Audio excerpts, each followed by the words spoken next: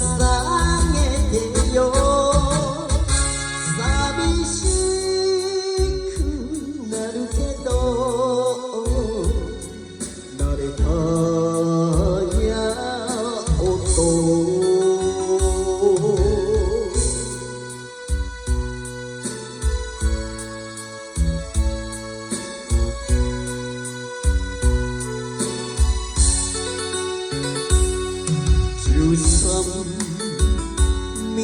港は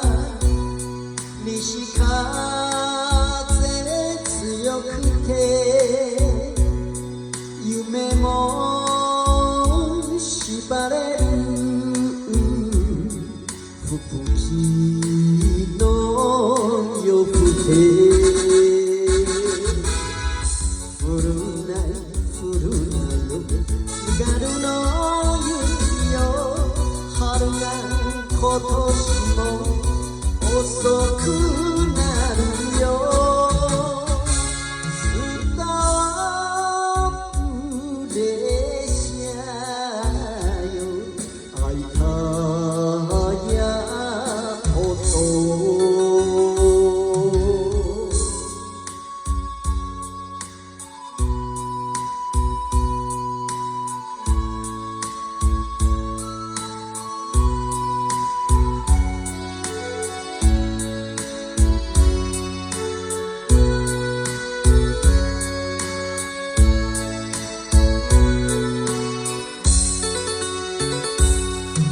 山の